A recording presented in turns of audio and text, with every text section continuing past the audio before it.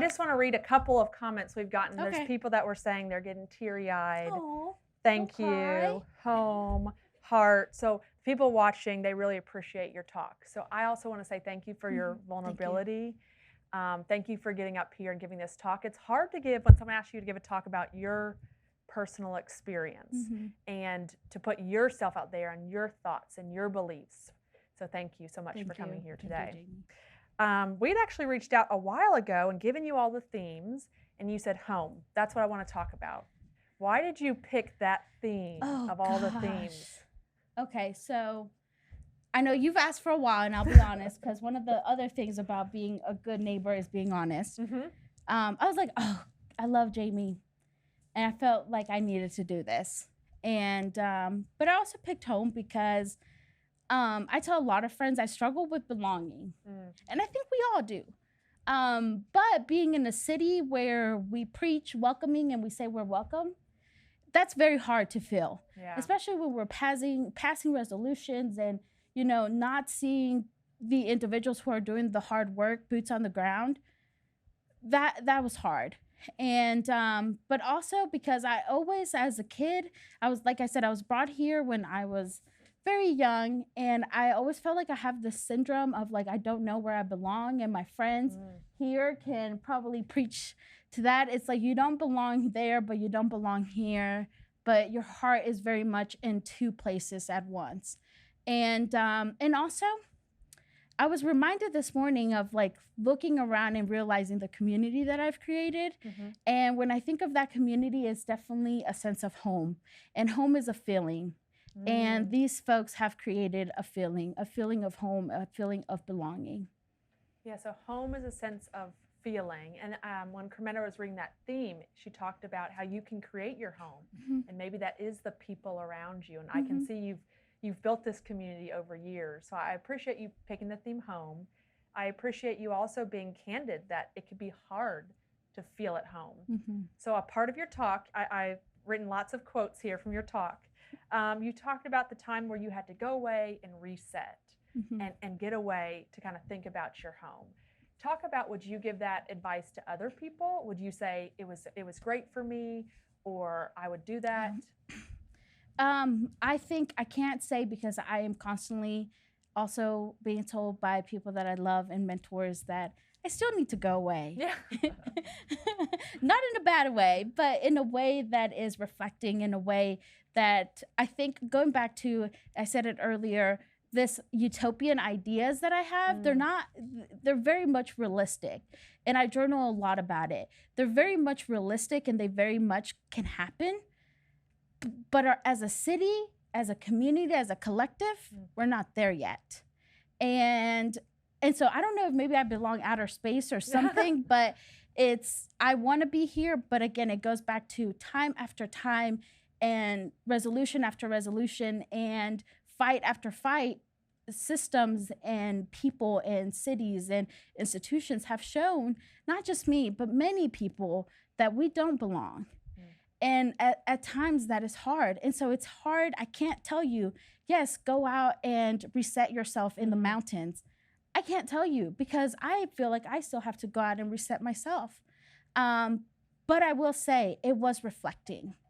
And it was very much needed for the next step that I was going to make as being a neighbor, but also as going and pouring into myself. Well, and that's something we've had lots of creatives over the 4 or 5 years we've been doing this that have come onto this stage, and they've talked about either they decide I'm going to make Lexington home, this is where I'm going to thrive and be a creative, or hey, I'm also going to take another opportunity in another city. And so I thought that was a really interesting point that you made, that this is my home, I'm going to stay here, and I think you said I may even die here. So that's a hard realization, even for myself. Why do you say that? Because I also have a friend who's also very realistic and very practical, and I get a little bit from him, and I take it in, and also because I feel it in my soul, and I feel it in my body, and it's a feeling that you can't very explain. And as much as I would love to go back to my country, I know that I can't. I know I could go visit, but my neighbors are here. I'm getting very emotional. That's very fair. That's a hard topic, right? Yeah. Getting very emotional. My neighbors are here. My mom's here. My people are here. So it's hard. And so I know I have to be here. Just taking that in. That's because you talked a lot about family as well, and that your family's here and your mom's here, and are all your siblings here? Yes, they are. So to have those people create that sense of home, how have they helped you create this to be home? It has, for me, it has been keeping roots alive and knowing where I come from. And my mom has a lot to do with that, and also community has a lot to do with that. And this lady in the studio, her name is Monica Calleja, has a lot to do with that too. Because whenever she has an idea, we run with it, or I have an idea and I tell her she needs to run with it. And it's definitely having those folks who can connect you and bring you back to your roots. And family has done that. And I would say that the folks who are here are family. And and I'll tell you that in order for you to be part of my group, inner group, it's going to be very hard because I am very protective. And these folks have created that family. And so the folks who are here, my immediate family is here, but also my family that I have created is here. The family you've created. I think that goes a lot to home, creating that family. So you hit on another point that I wrote down in your talk about sometimes you get these ideas and you want to go really fast and you want to do them. I forget how your quote, let me pull it up here, that you wrote. Do you remember that part of your talk? No. And so I thought that was really interesting. And you kind of talked about your friend or mentor here, that you get these ideas and you want to go for it. Is there ever a time where you have to slow down or you have to say, let me think through this? All the time. Again, my first professional job was working with Partners for Youth with Laura Hatfield. And she said something, and till this day, it has stuck with me. Think big, move swiftly. And a lot of the times, I think really big, but I don't move swiftly. And it's having folks like Monica, Milton, Alexis over there, Lily, Gabby, all these folks who are family to tell me, okay, you need to slow down. Or this is great, you can do it, but you need to slow down. And so it's, again, I have to have those folks who tell me, because a lot of the times I would just go with it. And sometimes I end up rocking the boat too much and the boat flips. And then I have to figure out a way to get back on the boat. And I personally can't swim, so. So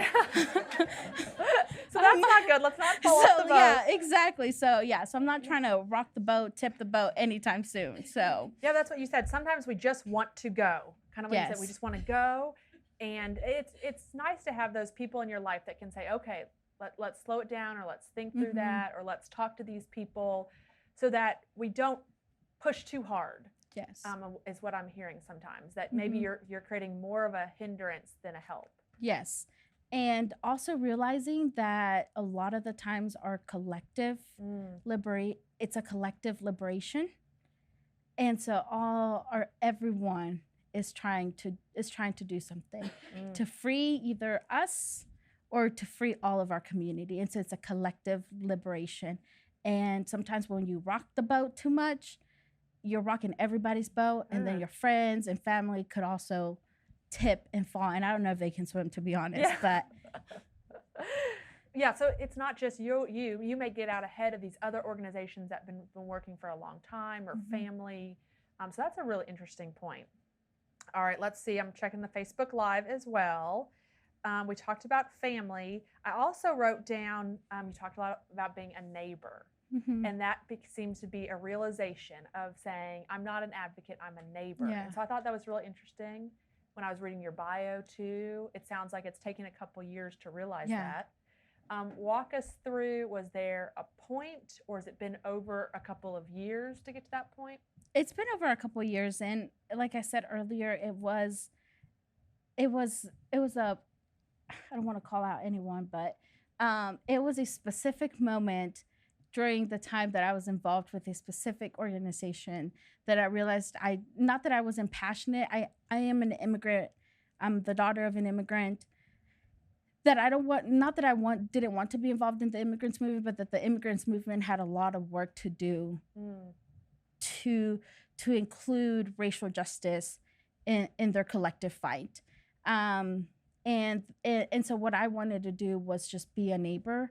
And at times I felt like I wasn't a neighbor. I was a neighbor somewhere else in Texas, or I was a neighbor to so many other people, which is fine. We have to love everyone, but I wanted to love my neighbors here. And doing that didn't allow me to love my neighbors or get to know my neighbors. When I did that, it opened the world to so many things. It opened the world to figuring out how to find resolutions that hurt our neighbors, using the resources, leveraging the resources to see what's happening. Because a lot of the times, like I said, Lexington is a unique place, and I say this as an immigrant, it's a unique place, but it does a lot to hurt our immigrant neighbors, and we don't see that. And so we say things like, our city is welcoming to immigrants, but yet we're passing resolutions that are not very welcoming. And moving away from what I did in 2016 allowed me to focus on things that are local, because it's all a big circle that connects. And being able to do that allowed me to do this. And it has been years. And like I said, sometimes it's hard to be a neighbor, so you have to figure out what works for your neighbors on your street, but also your neighbors all over. And whether that is gardening or bees or, I don't know, sunflowers. So we have to hear this beekeeping story. Anyone else? Yeah. Okay, so some friends know about this. So for those at home, I am becoming a beekeeper. And I decided to do this because first of all, it's great. We got to do something to save our planet, because this is where we're at. I don't have $1 million to fly off to space. So I might as well take care of Mother Earth while I can. And so I decided that I'm going to be a beekeeper because, first of all, you get delicious honey, right? But what can you do with that honey? You can eat it, right? But you can also share your honey, this love that you have to harvest, with other people. And bees can do that for you. Bees are powerful little flying things that just do magical things. And I want my neighbors to know that even on the rough times, whenever it's rough and super, super rough on Chestnut Street, that they can come and get honey. And that is going to be how we, collaborate. And that is going to be the only thing that I can offer right now is honey. And I want their life to be just a little bit sweet, even in these hard moments. And I want that for all my friends here too. So you might be getting honey soon. You hear that? Everyone on Facebook Live, you may be getting honey. Yes. But I think that's a really interesting. This is what I can offer right now, and this is what I'm going to focus on right now, and this is the little piece of sweet that I can focus on. Yes. So I think that's also an interesting point. So we've got a question on Facebook Live. This is from Dan Wu, a previous speaker, and you probably know Dan. Thank you. He said so much. What can small businesses or community members do to uplift immigrants, refugees, and other marginalized Lexingtonians? And that's a big question. That is a big question. I had a feeling that was going to be a big question. I always think about these awesome food exhibits that Lexington does, but yet when I go to them, my people aren't there. And a lot of the time, and I look specific, and I think specifically of my mom. I think she makes the best food, but I am biased. And it's bringing those folks who, if you go around New Circle Road, you're gonna find some food truck that you're not gonna find at Crave. Let's be honest. But if you go down North Limestone and that Gray Line station, you're gonna find a food truck that's gonna be at Crave. And so it's uplifting those individuals who are just, they're outsiders, right? They're just on the corners of little New Circle Road or really random places. And it's lifting them up and bringing them to your spaces that they're not involved in. And it can be hard at times, whether that be language, whatever that looks like, but it's uplifting those, right? I also think of like a good friend that we have in common with everyone here in her ice cream place. And it's like, that's great. Like she doesn't like, I would love for businesses like that to get more publicity. And it's also going outside our comfort zones, right? Going outside of just eating, I don't know, whatever Gray Line station brings to their station, and going into folks like my mom who, you know, who you might not know what the menu says, but you're going to try it, right? Because those are the best menus. Well, and you talked about being intentional when you do that. So how does someone who wants to do that also do that intentionally? You know, building those relationships, or do they just show up? Or talk about that. Yeah, so I very much just show up to places quite often, and but I also have to check myself. So checking yourself, if you're going to be intentional, it's also about checking yourself. Are you doing it because you're curious and you really want to build a relationship with someone that's different from you? Or are you just doing it to check the box? To check the box because that is the hype thing we're doing in 2021, right? Is just doing things because of all these movements, and also the racial uprisings that we had this summer and this past summer. Are you just doing that because of that, or are you doing it because you really want to support neighbors? So it's checking yourself and having those conversations like, wait, Mizari, are you just doing this because this, or are you doing it because you really want to get to know that person? Yeah. Well, and you were talking about your mom's food. So how do people order it if they want to? Yeah, so if you want to, you just go to her food truck. It's off New Circle Road, next to BP gas station, next to Mi Mexico, and you can just, shoot me a text or something, and I'll tell you how to get there. So that's how we'll find out her food. What's the best thing to order? It's the gordita de harina, which is a flour gordita with beans and cheese. It's so simple. It sounds really good. I hope everyone checks it out. And thank you for that. So we got that question from Dan. Let me go back to my other questions. All right.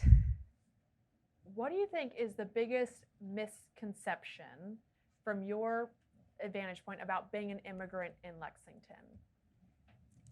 That we're all connected.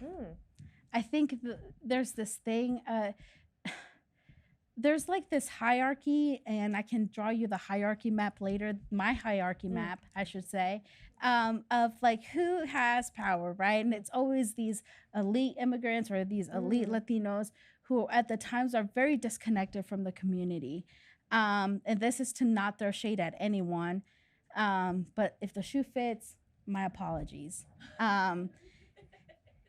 It's really creating that idea of like, okay, who all is here, right? And I think that's the biggest misconception, is that somehow we're all connected, or that every immigrant has to know every immigrant.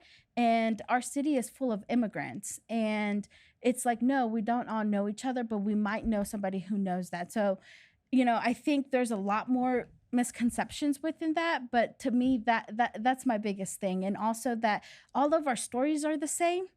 That as a Mexican immigrant and someone from Central America, that we have the same immigration story when they're two completely different. And so there's a lot of learning to do. And I think the reason why specifically Lexington has that misconception is this, I think it's a Southern mentality, which I've learned to really understand lately. And it's this idea that we're just being nice, but we're not being really nice. We're just, there's like this hidden message, like, bless your heart, I had no idea. Yeah. No. The hidden Southern hospitality. Well, that's a really interesting point. I hope that everyone listens to that. Not all immigrants know each other. Not all their stories are the same. Yeah. So we've got like 2 minutes left before we do our closing performance. What's your last comment you want to give to the audience?